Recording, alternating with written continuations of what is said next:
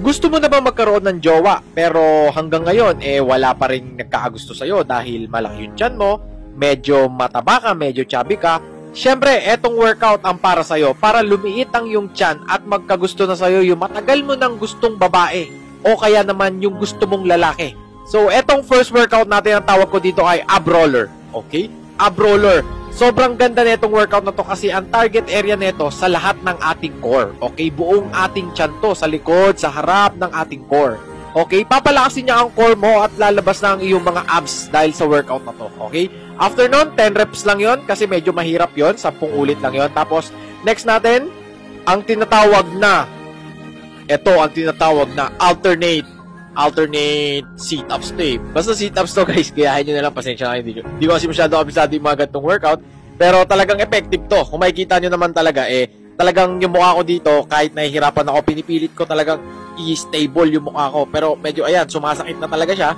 So, eto ay 20 repetitions to, 10 sa kabila, tapos 10 din sa kabila. Okay, medyo mahirap to, tiis pogi lang, tiis ganda, yan ang sinasabi ng lahat, di ba? Kailangan talaga natin magtiis sa mga gantong workout para syempre, paglabas natin dito sa gym, tayo naman ang pagkaguluhan ng mga taong bayan. Okay, so next workout natin ay steady plank lang to. Ito medyo mahirap to, 10 to 15 seconds, pero kung kaya mong gawing 20, syempre, mas okay. Ayan. Steady lang yan guys, medyo mahirap to at masakit talaga yan at medyo namilipit ako sa sakit na yon, pero okay lang. Ganyan talaga, mamimilipit ka sa sakit, pero after neto, nakita ka ng mga crush mo sa labas, nakita ka nila, sila naman ang mamimilipit sa kapugian na ipapakita mo. Okay, so next natin ay planking. Okay, ito ay 30 seconds to 1 minute.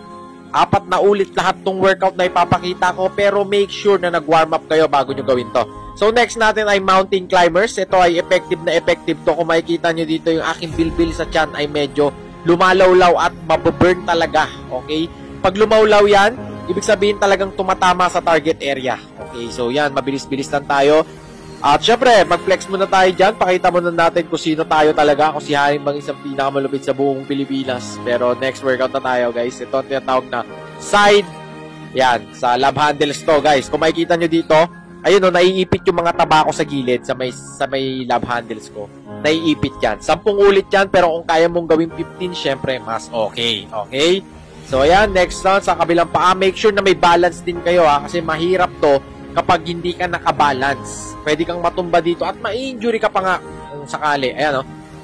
Tapos ito naman ang ating next workout. Ito naman ay para sa ating lower abs. Okay? Pipilipitin niya. Yan, ipitin mo lang, ipitin mo. Yan, dapat ang tips na mabibigay ko dito, yung tuhod mo dapat dumidikit sa siko mo. 4 na ulit yung gagawin to, tapos 5 seconds.